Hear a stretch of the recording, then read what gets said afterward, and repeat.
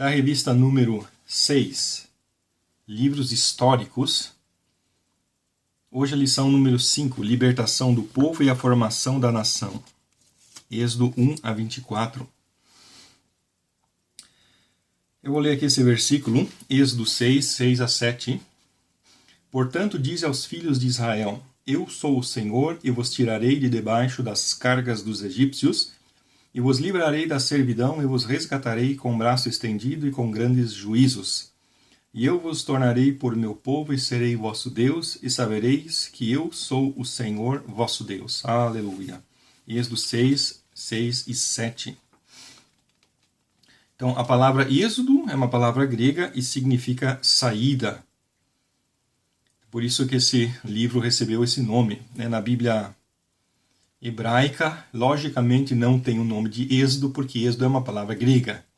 Então, esse nome está na Septuaginta. Na Bíblia hebraica são os livros de Moisés. Livros de Moisés. Como também em alemão, Erster Mose, Zweiter Mose, primeiro livro de Moisés, segundo livro de Moisés e assim por diante. Então, êxodo.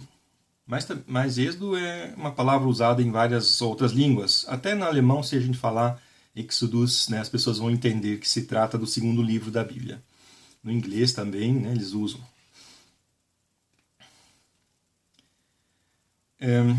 O primeiro título é Egito, Gósen e a fé de Abraão. Deus ele tomou muito cuidado para que a fé em Deus, a fé em Javé, não se perdesse. Então, dois fatos bem importantes, dois momentos bem importantes. Um que vai acontecer lá na frente, no ano 586, no exílio babilônico. Deus tomou cuidado para que o povo de Israel, de Judá, fosse exilado para a Babilônia, mas todos juntos, para que não se misturassem com outros povos, para não perderem a sua fé. E a mesma coisa aconteceu aqui no caso do Egito, porque os israelitas, quer dizer, os descendentes de Jacó, Jacó foi mudado o nome para Israel, então os israelitas, os jacobitas, quer dizer, enfim, os descendentes de Jacó estavam no Egito e corriam um grande risco de se perderem em sua fé, porque os egípcios, eles adoravam um monte de deuses diferentes. Eles eram idólatras e politeístas ao extremo. Eles chegavam ao ponto de denominar o país deles de terra dos deuses. E eles adoravam muitos deuses, entre os quais Osíris, Ísis, Horus, Ptah, Sekhmet, Nefetum, Amon-Ra, Mut, Khonsu. Assim, peguei os nomes principais dos deuses, que existiam muitos outros. Então, Deus ele fez com que os egípcios não gostassem de pastores de ovelhas. Como é que podia ser isso? Como é que eles iam se alimentar? Como é que os egípcios iam se alimentar sem a carne das ovelhas? Sim, é porque Deus mandava para o Egito que o rio Nilo tinha lá a sua cheia e a sua diminuição, que umedecia os campos, e os egípcios plantavam e colhiam, então eles eram agricultores. Então eles não gostavam dos criadores de pequenos animais, e por isso os israelitas conseguiram se conservar separados durante esses 430 anos. Isso foi bem importante para que eles não perdessem a fé deles.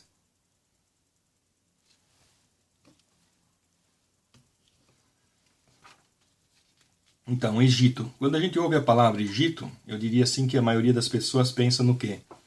Pensa em pirâmides, ou faraós, ou hieróglifos, normal, Normal. E então até seria interessante assistir um documentário sobre o Egito Antigo para visualizar as circunstâncias do Êxodo. Quer dizer, um documentário secular, um documentário que fala sobre, a construção das pirâmides ou alguma coisa assim, que mostra como as pessoas viviam naquela época. É bom a gente assistir esses documentários. Não documentários como certos documentários que procuram, do ponto de vista mundano, mostrar a Bíblia, né? Aí esse tipo de documentário não ajuda. Mas eu falo assim, documentário secular mesmo, e falando sobre o Egito Antigo, né? Ou sobre, enfim, todos os impérios antigos, né? É importante a gente ter noção quando a gente lê a Bíblia e vê lá alguma palavra, seja Roma, seja Babilônia, seja, né? Aí ter mais ou menos a ideia do que se trata, onde que ficava. Isso ajuda bastante. Até porque hoje em dia com o YouTube, então isso aí tem de montes aí no YouTube. O Egito. Para nós cristãos, depois que a gente lê a Bíblia, a gente percebe que na Bíblia a palavra Egito ela sempre tem um gostinho de escravidão. Os israelitas ficaram escravos no Egito e a palavra Egito ela tem essa associação. Até tem alguns hinos que falam, né, no Egito escravo fui, e coisa assim, do rei Faraó, que é um sentido simbólico, quer dizer, falando da nossa vida. Antes da nossa conversão, nós éramos escravos do diabo. Então, o Egito é quase um sinônimo simbólico do diabo, ou do mundanismo. Eu era escravo do mundanismo, quer dizer. E toda essa história do êxodo é também, simbolicamente, a história da nossa vida. A história da nossa conversão. A gente pode aprender muito sobre a fé, ou seja, sobre o processo de conversão, o processo de vitória espiritual através dessas histórias do Êxodo, como que Israel saiu do Egito, como que passou pelo deserto. A gente pode pegar muita coisa para nós sobre libertação, que a gente tem que se libertar, né, do mundanismo e que a gente tem que lutar para conquistar a vida de fé, conquistar a salvação, lutar contra os inimigos, que é o diabo, e por aí afora. Quer dizer, né, e também o deserto, quer dizer que é um tempo de provações. Então, ali a gente tem muita coisa assim que é bem útil para a nossa vida de fé. A educação de Moisés. Então, Moisés, ele tem uma importância tão grande, ele se tornou tão importante também devido a isso, devido a que ele cresceu no palácio do faraó e lá ele teve acesso, né, à educação, acesso a bibliotecas, acesso a até mesmo aprender a ser um líder, mesmo que ele tentou por força própria ser um líder, matou o egípcio e tal e coisa, mas, enfim, ele teve muitas chances de ver como que funciona a questão da liderança e pôde adquirir muitos conhecimentos, né? Porque para uma pessoa fazer o que Moisés fez, quer dizer, tanta coisa que ele fez, mas agora quero me referir a um ponto, o fato dele ter escrito 6 livros da Bíblia. Quais são esses 6? Sim, os 5 primeiros livros da Bíblia e o livro de Jó. São 6 livros que são atribuídos a Moisés. Uma pessoa para escrever livros, né? Escrever livros é algo bem difícil, né? Eu que o diga, né? Bem difícil. Quer dizer, eu penso assim, quando eu olho para trás, o meu primeiro livro que eu escrevi foi tão difícil. E aqui a gente tem, né, computador, quando você faz um erro, você vai e deleta, e aí tem um corretor automático que ajuda, então tem um monte de coisas que ajudam. Naquela época não, você escrevia um livro, pegava lá um pergaminho que custava muito caro, então não podia se dar o luxo de fazer um erro ou alguma coisa assim. Quer dizer, você quase tinha que escrever primeiro na tua cabeça, pensar tudo que você ia escrever para depois escrever. Porque custava muito caro corrigir algum erro ali. Então, foi muito difícil para ele fazer isso. Naquela época, onde as coisas eram escritas em cima de papiros. Na época de Moisés não existia o pergaminho ainda. Então era em cima de papiros, que era também algo que, né, era difícil de ser fabricado. Aquelas plantas tinham que ser cortadas e coladas e secadas. esfregadas, e então era um processo bem complicado. Tudo manual. Então, ele aprendeu a escrever lá no palácio do faraó, quer dizer, viu como os escribas lá escreviam, só que, claro, eles escreviam hieróglifos, e Moisés escreveu em hebraico, né, que era a língua de Abraão, né? Mas o fato de escrever, quer dizer, uma pessoa para se tornar um escritor, geralmente ela cresce num ambiente letrado, né? Num ambiente ali de pessoas letradas, onde tem várias pessoas que leem, que escrevem e tal, então para se tornar um escritor. Dificilmente alguém se torna um escritor se a pessoa é analfabeta, né? Nada contra os analfabetos, mas apenas explicando isso. Então, isso foi bem importante, ele ter crescido lá no palácio. Sim, bem importante, assim, eu fico pensando às vezes para nós aqui, né, a questão dos livros. O que seria de nós sem a Bíblia? Seria muito, muito complicado. Então, o fato de Moisés ter escrito esses livros é um benefício imenso que ele fez para a minha vida, pelo menos, e para a vida de todos os cristãos, ele ter feito isso. Então, escrever livros é algo bem, bem importante. O apóstolo Paulo, já pensou se não tivesse escrito as cartas que ele escreveu? E assim por diante. Então, a escrita de livros é algo bem importante. Próximo subtítulo, Vocação de Moisés na sarça ardente.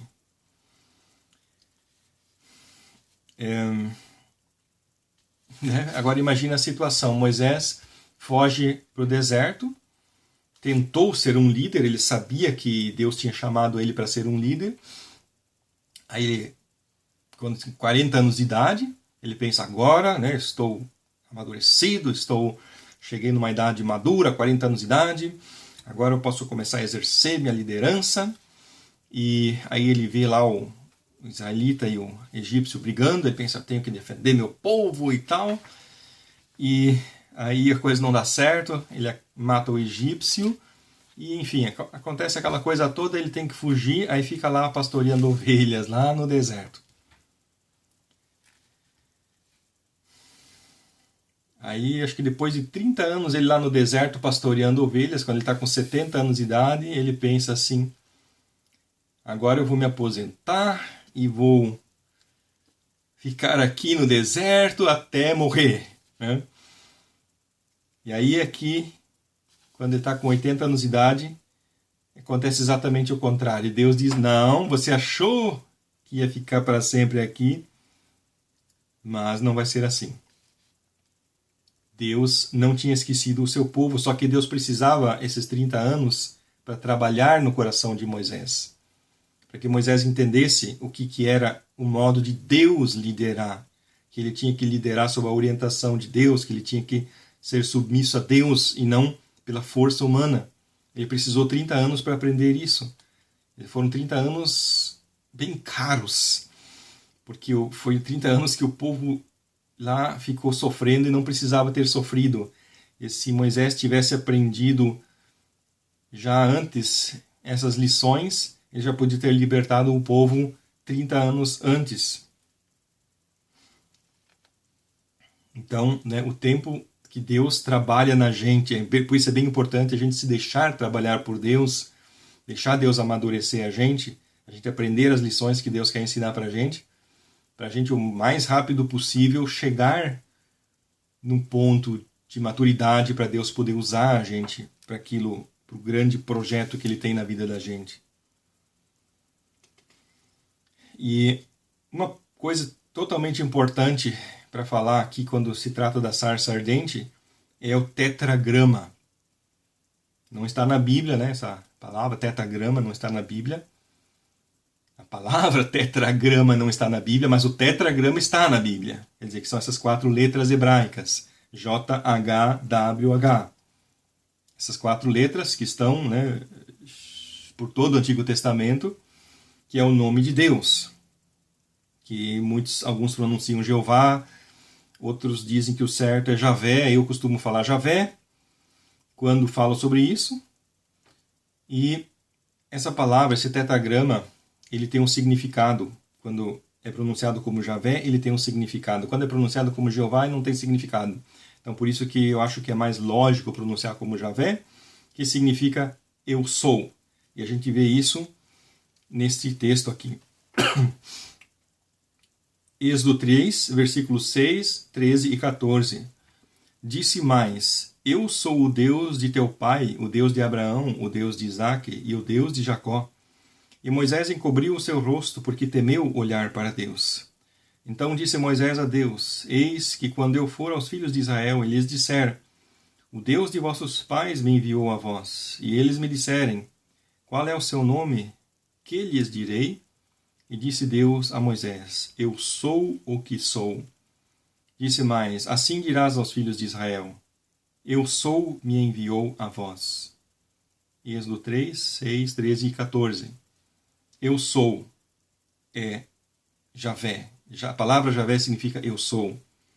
Quando Deus disse eu sou o que sou, ele estava dizendo uma verdade, e a partir dessa verdade ele tirou o nome. Eu sou.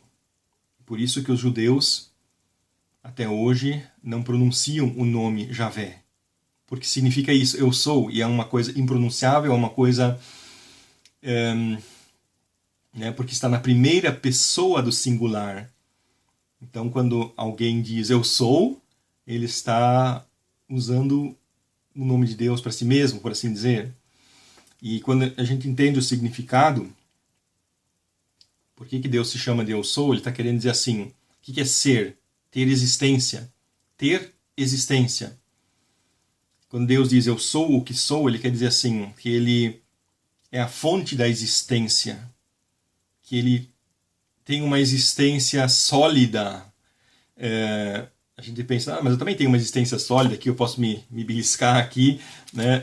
Só que a nossa existência é muito passageira, a gente, né, nasce, vive e morre, mas Deus ele não nasceu e nem vai morrer, então a existência dele é verdadeira, quer dizer, é fixa, né? Não tenho palavras, né, para falar. Deus, quando diz eu sou, quer dizer, ele está querendo dizer assim, ele é algo que existe e que não vai parar de existir e assim por diante.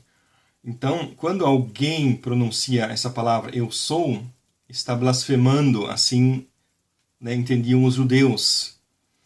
E é claro que nós sempre usamos essa palavra com algum adjetivo, eu sou alto, eu sou baixo, eu sou isso ou aquilo, sou inteligente, sou um idiota, ou sei lá o quê, né? Então, a gente sempre usa com alguma coisa, e nunca isolado, eu sou. Então, Jesus, ele uma vez respondeu para o sumo sacerdote perguntou, és tu o filho de Deus? E Jesus disse, eu sou, sem adjetivo. E aí o sumo sacerdote disse, ouvistes a blasfêmia? Porque Jesus usou essa palavra, eu sou. Mesmo que Jesus usou em grego, mas eles entenderam que ele estava falando exatamente isso aqui, o nome de Deus. Então, essa é uma importância grande deste texto aqui, dessa questão de Moisés na sarça ardente. Próximo título, Moisés diante do faraó com seu irmão Arão. E é interessante como que Deus trabalha, quer dizer, Deus ele precisa demonstrar o seu poder para que as pessoas tenham mais certeza, né, da existência de Deus e consigam ter mais motivos para crer. Assim é também na nossa vida, que a gente vê milagres acontecendo e daí a gente tem mais certeza de que Deus existe. Então Deus queria mostrar o seu poder, mostrar para o povo de Israel como Deus é poderoso. E ele precisava de um meio para fazer isso. E o faraó foi tão simpático e se colocou à disposição. Ou seja, sempre sendo, né, rebelde, sempre não permitindo. Aí Deus ia lá e pum, né? Mandava uma praga, né?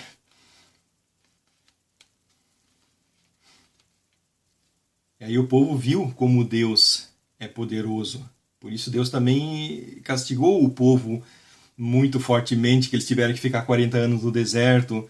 Sim, porque eles viram tantos milagres e depois no final ainda estavam lá reclamando. Então isso também é uma mensagem para nós. A gente vê milagres, significa cada milagre que a gente vê é um ponto a mais na nossa responsabilidade de não decair da fé, de crer, de ter mais fé, de confiar. Páscoa, né? Páscoa foi a grande questão ali da 10ª praga e tudo.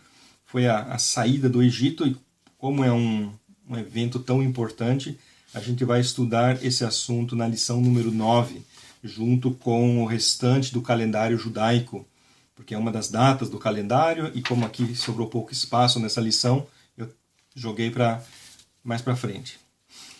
Próximo título, Moisés, o líder de Israel. Moisés é um dos maiores líderes que jamais existiu. Eu creio que ninguém iria negar isto. Liderar ali tantos milhões de pessoas, cerca de 2 milhões de pessoas para fora do Egito, né, no meio do deserto. Para fazer isso tem que ser um líder muito bom.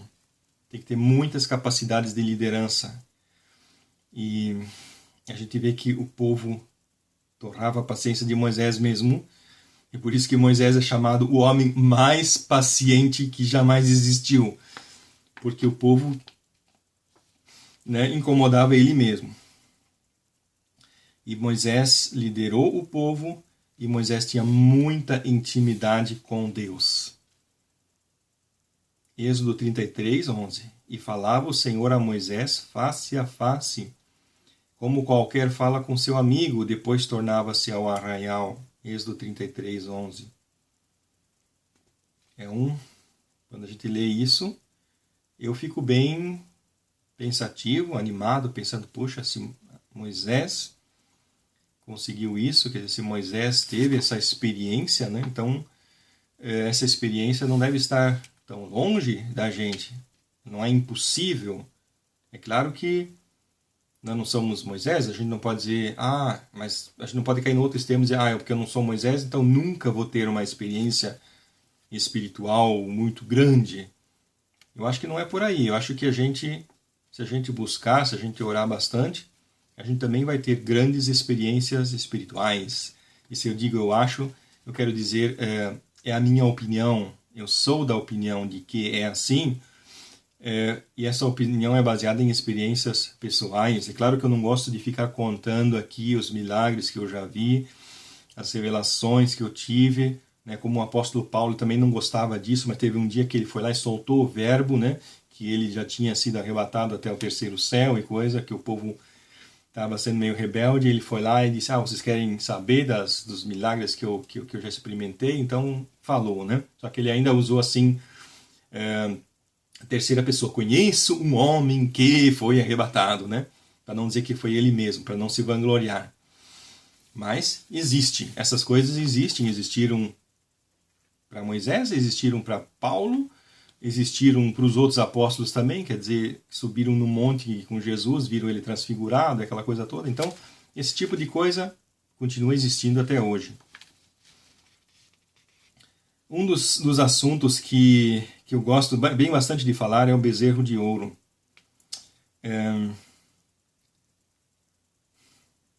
Porque antigamente eu sempre pensava, como pode o povo ser tão incrédulo, tão idólatra, fazer uma absurdidade dessa? Porque veja, Deus deu os 10 mandamentos em Êxodo capítulo 20. A gente sabe assim que a Bíblia está escrita num sentido cronológico, quer dizer, né, Gênesis, Êxodo, Levítico, é uma sequência, tudo que está ali dentro é uma sequência, uma coisa aconteceu depois da outra. Então, Êxodo 20, os 10 mandamentos, e em Êxodo 32 é que está a questão do bezerro de ouro. Então, pensar, ele deu no capítulo 20, os 10 mandamentos, e 12 capítulos depois, que são, sei, dias, ou semanas, ou meses depois, eles vão lá e fazem o bezerro de ouro. Como pode um absurdo desses? Mas eu vou te explicar como é que pode um absurdo desses. lendo o versículo de Êxodo 32, 4 a 5. E ele os tomou das suas mãos e trabalhou o ouro com um buril e fez dele um bezerro de fundição. Então disseram: Este é teu Deus, ó Israel, que te tirou da terra do Egito. E Arão, vendo isto, edificou um altar diante dele e apregoou Arão e disse: Amanhã será a festa ao Senhor. Êxodo 32, 4 a 5. Aí eu ficava chocado quando eu lia isso aqui e dizia: Este é teu Deus, ó Israel, que te tirou da terra do Egito. Eu pensava, aqueles israelitas, eles ficaram loucos de uma vez, porque disseram que o bezerro de ouro tirou eles do Egito, né? Eles ficaram, perderam totalmente o bom senso. O bezerro de ouro tirou eles do Egito. Não foi o bezerro de ouro que tirou eles do Egito, mas foi Javé, né?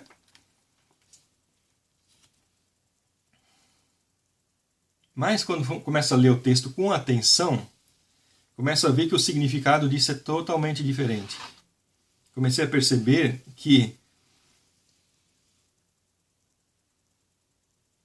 eles entenderam que o bezerro de ouro era uma representação de Javé.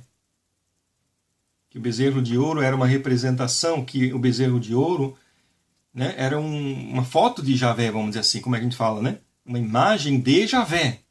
Então eles entenderam que adorando o bezerro de ouro, eles estavam adorando Javé. E isso explica a segunda parte desse versículo, que diz: E Arão, vendo isto, edificou um altar diante dele, apregoou Arão e disse: Amanhã será festa ao Senhor. Ou seja, ele fez o bezerro de ouro, colocou lá, preparou o altar e disse: Amanhã nós vamos fazer um culto a Javé. Quer dizer, as pessoas estavam entendendo que aquele bezerro de ouro era uma imagem de Javé. E isso nos ensina muito, muito. Porque com algumas pessoas que eu já conversei, que estavam lá se ajoelhando na frente de uma imagem, então eles falam assim: não, eu não estou adorando a imagem. A gente não adora a imagem, Os católicos falam: não, a gente não está adorando a imagem, a gente não considera uma imagem um Deus. A imagem apenas representa Deus ou um santo. A gente não adora a imagem. O interessante é que exatamente esse é o argumento deles. Nós não estamos adorando o bezerro de ouro. O bezerro de ouro apenas representa Javé. Até hoje de manhã eu estava revisando essa revista aqui e verifiquei no hebraico que lá, nesta palavra, por que está com todas as letras maiúsculas? Amanhã será festa ao Senhor. S maiúsculo, E maiúsculo, N maiúsculo, H maiúsculo, O maiúsculo, R maiúsculo. Não é normal, uma palavra estar com todas as letras maiúsculas, mas esse é o modo como o tradutor, o Almeida, mostra para nós que a palavra que está traduzida do hebraico para o português é a palavra Javé. Então toda vez que você encontrar nessa Bíblia que eu usei aqui, que é a Almeida Corrigida e Fiel, a palavra Senhor escrita com todas as letras maiúsculas, você sabe que o original é Javé, o tetragrama. Então, amanhã será festa a Javé. Então, a gente pode saber que esse negócio de falar, não, o santo ele só representa, a imagem só representa o santo, a imagem só representa a Deus. A gente está adorando a Deus, a gente não somos idólatras. Os católicos falam assim: nós não somos idólatras, nós adoramos a Deus. A imagem ela só representa, Mas exatamente era esse o argumento dos israelitas naquela situação. E Moisés, quando viu aquilo, ele não disse: querido povo, tá certo, agora eu entendi que vocês estão adorando a Javé, não um bezerro de ouro, ele só representa a Javé. Tá bom, então tá bom. Não foi isso que ele fez. Ele ficou muito irado, Muito irado. E Deus também se irou tanto a ponto de rejeitar o seu povo. Leia lá Êxodo 32, 7 e 10, eu vou ler. Então disse o Senhor a Moisés: vai, desce, porque o teu povo que fizeste subir do Egito se tem corrompido. Agora, pois, deixa-me para que o meu furor se acenda contra ele e o consuma e eu farei de ti uma grande nação. Êxodo 32, 7 e 10.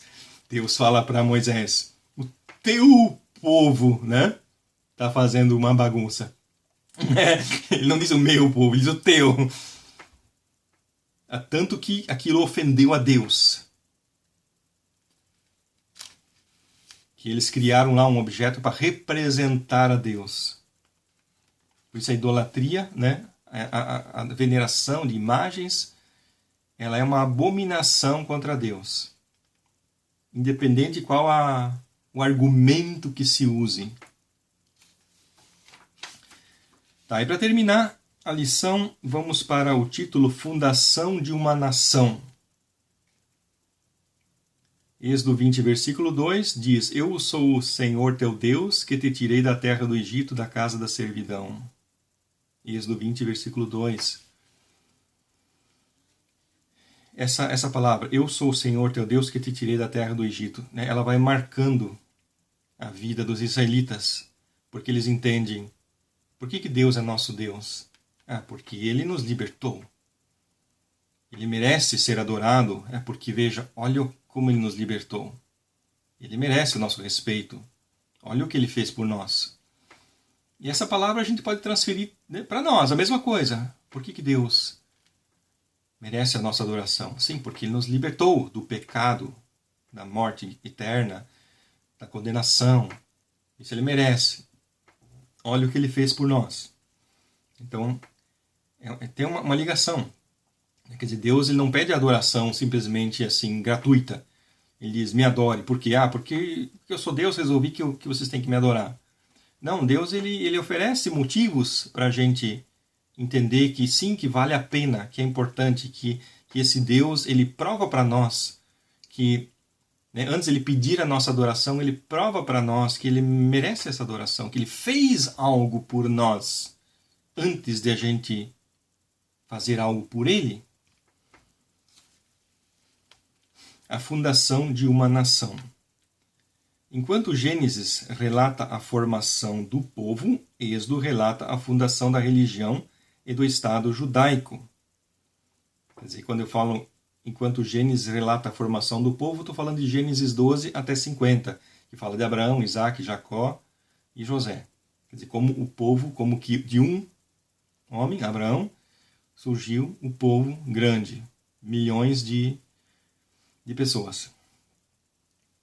Isso é narrado em Gênesis. Em Êxodo, conta o que? A fundação da religião e do Estado judaico. Estado judaico. Que Deus havia prometido séculos antes a Abraão.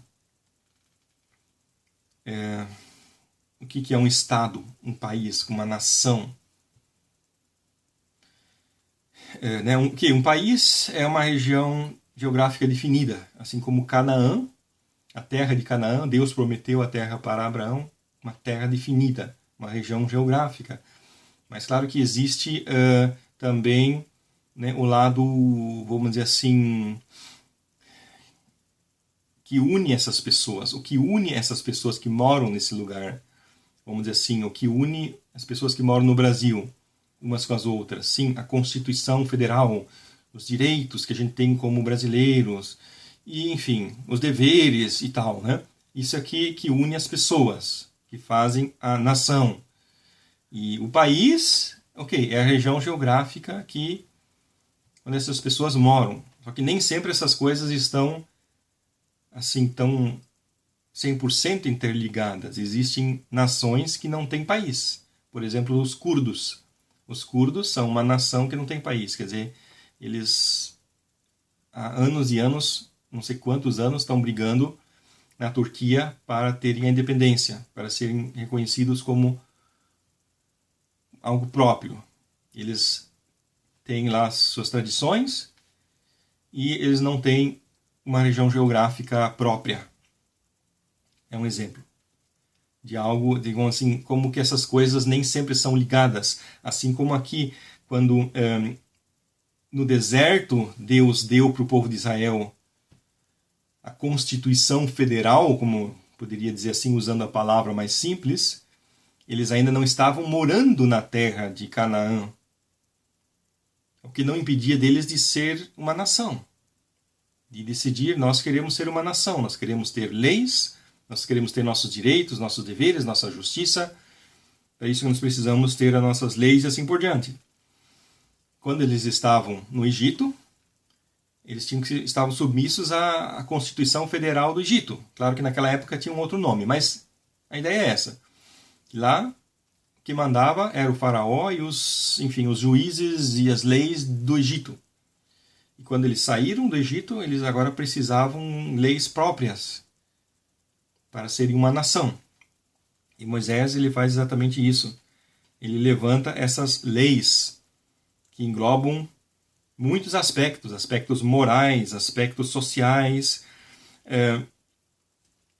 que são a Constituição Federal do povo de Israel. E depois, quando eles entraram na Terra Prometida, então eles tinham aquela Constituição, aquelas leis que regiam o relacionamento entre as pessoas daquele povo. Estas leis morais e civis influenciaram durante 3.500 anos muitas constituições nacionais do mundo todo. Quer dizer, muitas leis que a gente tem na Constituição brasileira, na Constituição alemã e, enfim, nos Estados Unidos e muitos países se originam na Bíblia. Como, por exemplo, até a questão do domingo, né? Por que a gente tem o domingo? Sim, é um direito que os brasileiros têm, que foi dado pela Constituição Federal Brasileira. Então, onde é que, né, os legisladores tiraram a ideia de ter um dia de descanso? Sim, tiraram da lei que Moisés criou. Então, e assim outros exemplos, né? Outros exemplos que se pode tirar de como que as constituições dos países tiraram ideias ali do Êxodo, Levítico e tal, desses livros que Moisés escreveu, que são, por assim dizer, a Constituição Federal de Israel. Eu vou ler as 3 perguntas que nós logo vamos debater. Pergunta número 1. O que simboliza o Egito para nós cristãos? Pergunta número 2. Moisés era altamente instruído. Onde ele adquiriu todo esse conhecimento? E 3. O que significa o nome de Deus, o tetragrama? Por favor, prepare-se para a próxima lição, lendo antes os respectivos capítulos da Bíblia. Glória a Deus. Aleluia.